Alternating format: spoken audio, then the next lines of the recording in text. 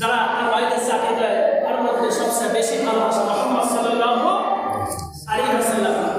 একবার রাসূলকে পরীক্ষা করার জন্য 25 বছরের আগের কথা বলতেছি, 25 বছর হয় সিরিয়ার জমিনে একটা ব্যবসার জন্য কিছু কাফেলা কিছু টাকা পয়সা দিয়ে সিরিয়ায় পাঠাবে।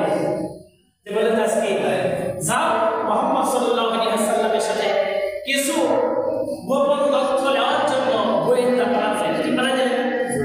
গোয়েন্দা পাঠালেন। মুহাম্মদ যা বলবে তোমরা খবরদার প্রশ্ন করো না, যা বলবে প্রকাশ করে আসবে। যখন 1 মাস পর আসবে, এটা 1 মাসের জন্য পাঠিয়ে দিয়েছেন যে সিরিয়ার জমিনে ব্যবসার জন্য চলে যাও। ব্যবসার জন্য 1 পর্যায়ে চলে গেলে ব্যবসা করলে এমনকি খাদিজা প্রতিদিন ছাদের উপর তাকিয়ে থাকে যে কোন দিন আসবে এই মুহূর্তে পার করতেছি। মানে 10 মাইল 20 মাইল কাছ থেকে খাদিজা ঠিক করেছে মেঘের ছায়া আসতেছে। মুহাম্মদ সাল্লাল্লাহু আলাইহি ওয়াসাল্লাম আসবে, মেঘের ছায়া তার সাথে চলে আসবে। সিরিয়ার জমিনে ব্যবসা করে তার বাড়িতে যত চাকরিজীবী আছে সবাইকে বললেন, শোনো আজকে যদি মুহাম্মদ সাল্লাল্লাহু আলাইহি ওয়াসাল্লাম অথবা আগামী কালকের ব্যবসা থেকে আসে, তোমাদেরকে সবাইকে পেট করে খাবার দেওয়া হবে। আর সবচেয়ে মুক্কার যত দামি কাপড় আছে তোমাদেরকে হাতে আসে অ্যাকসেপ্ট করে দেওয়া জামা দেওয়া হবে। বলে সুবহানাল্লাহ। সমস্ত কাজের লোক খুশি, কাজের লোক খুশি হয়ে গেলেন। খুশি হয়ে যাওয়ার পর সেই দিন মুহাম্মদ সাল্লাল্লাহু আলাইহি ওয়াসাল্লাম আসতেছেন। ছাদের উপর খাদিজা রাদিয়াল্লাহু তাআলা আনহা দেখতেছেন যে অনেক দূর থেকে একটা মেঘের ছায়া। তার কর্মচারীকে বলে, যাও মুহাম্মদ সাল্লাল্লাহু আলাইহি ওয়াসাল্লাম আসতেছে, তাড়াতাড়ি তোমরা যায় সবাই যায় নিয়ে আসো। যখন রাস্তা থেকে গেছেন যায় এটা সত্যি তো। তারপর খাদিজাকে বললেন যে আপনি আমাদের মনি, আপনি কিভাবে জানেন যে মুহাম্মদ সাল্লাল্লাহু আলাইহি ওয়াসাল্লাম আসতেছে? অনেক দূর থেকেই ছিলেন। বললেন, শোনো আমি কিছুই দেখতে পাই না, আমি খালি চোখ দিয়ে দেখেছি যে অনেক দূর থেকে একটা মেঘের ছায়া আসতেছে। কিসের ছায়া? মেঘের ছায়া দেখে অনুমান করেছে এই মেঘের ছায়ার মধ্যে মুহাম্মদ সাল্লাল্লাহু আলাইহি ওয়াসাল্লাম আছে।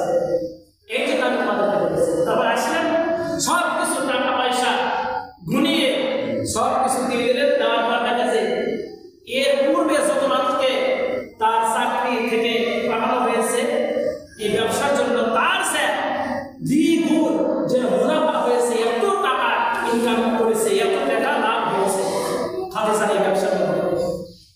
মুহাম্মদ সাল্লাল্লাহু আলাইহি ওয়াসাল্লাম উঠিয়ে দিলেন। দেওয়ার পর বলতেছেন যে শোনো, খাদিজা বলতেছেন যে মুহাম্মদ আজ থেকে তোমার কোনো হিসাব নেই, আজ থেকে তোমার কোনো হিসাব নেই। আমার অধীনে চাকরি করবে আর যা প্রয়োজন টাকা খরচ করবে আর যা প্রয়োজন বিক্রয় করবে। আজ থেকে তোমার সবার উপরে তোমাকে চাকরি দিতে হবে। বলে সুবহানাল্লাহ।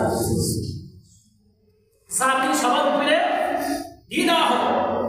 দেওয়ার পর সমস্ত কর্মচারীরা অভিযোগ যে আজ থেকে আমরা কত বছর আপনার অধীনে কাজ করতেছি, আমরা এখন রাখালি আছি, আজ কয়েকদিন আছে, কয়েক মাস এসেছে, আর মুহাম্মদ সাল্লাল্লাহু আলাইহি ওয়াসাল্লাম কয়েকদিন আসা সবার উপরে চাকরি হয়ে গেছে, এই চাকরি আমরা করবো না, আমাদেরকে উপরে দিতে হবে।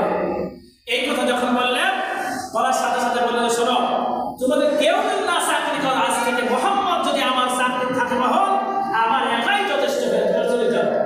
এক পর্যায়ে তাফসীর মধ্যে শেষরা এক পর্যায়ে চলে গেছিলেন 2 মাস 3 মাস, আর খাদিজা থাকে না। এক পর্যায়ে আবার ওই রাখালগুলো আসে বলতেছে, খাদিজা আমরা চলে গেছিলাম, আমাদেরকে যে চাকরি ছিল সেই চাকরি আবার ফেরত দেন, আমার চাকরি